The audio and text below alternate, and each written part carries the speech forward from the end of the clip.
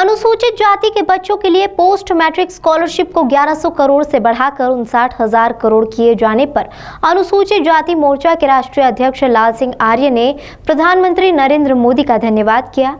आर्य ने कहा कि मोदी सरकार जो 59,000 करोड़ की पोस्ट मैट्रिक स्कॉलरशिप अजा वर्ग के बच्चों को देने जा रही है, उसका 60% हिस्सा केंद्र सरकार वहन करेगी तथा 40% हिस्सा राज्यों को देना होगा।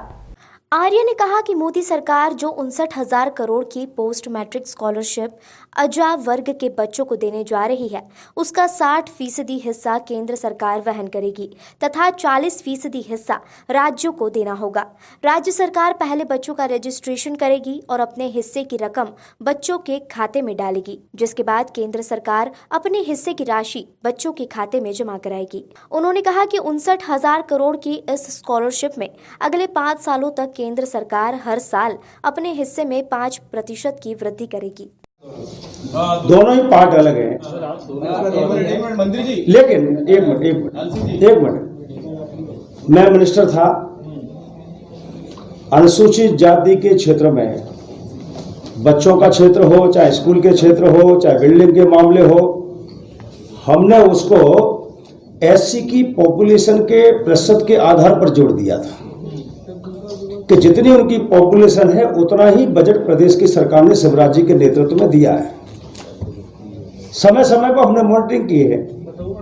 आने वाले समय में भी कुछ विशेष प्रकार के आते हैं तो मुझे लगता है कैबिनेट मंत्री हैं, हम लोगों के संज्ञान में अभी आएगा तो पार्टी के भले ही अंग, लेकिन जैसे आप पूछ रहे हैं वैसे हम भी दे सकते हैं कि इस प्रक्रिया में ठीक और करना चाहिए। मुझे लगता है शिवराज जी की मंशा अच्छी है, सरकार की मंशा अच्छी है, तो उसमें और अच्छा हो। सर 4 लाख छात्रवृत्ति समय पर नहीं पहुंचती, साल निकल गई तब पहुंची, समय पर उनको भत्ता नहीं मिला तो उसको किताबें नहीं खरीद पाए, उनको कोई कंप्यूटर की सुविधा चाहिए तो वो नहीं हो पाई। इन सब चीजों का अध्ययन करके ही सरकार ने तय किया है। लाल सिंह जी, मैं घोटाले की भी बात करूं, घोटाले भी हुए हैं, उसको रोकने के लिए छात्रवृत्ति घोटाले भी हुए हैं। नहीं, अगर आपके पास कोई जानकारी हो तो दे दीजिए, बाकी ऐसा तो जानकारी में है नहीं अभी। कोई पदों पर सीधी भर्ती देंगे, उसमें परीक्षा नहीं होगी, पात्रता शर्तों के अनुरूप सीधी भर्ती देंगे और उसमें अभी भर्तियां नहीं मिल रही। आप अनुसूचित जाति का पूछ रहे हैं कि जनजाति?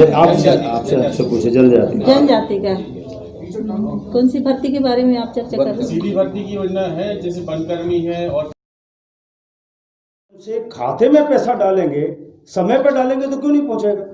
एक क्लिक के माध्यम से 18,000 करोड़ अगर आधा घंटे के अंदर पहुंच सकता है तो फिर 6,000 करोड़ से अधिक पैसा प्रतिवर्ष क्यों नहीं पहुंच सकता। इसलिए हमने कहा है पहले रजिस्ट्रेशन होगा, उनका खाता खुलेगा और खाते में सीधा पैसा सरकार डालेगी और समय पर डालेगी ताकि उनके जो भी भत्ते हैं उन भत्तों से वो पढ़ाई ठीक ढंग से कर सके।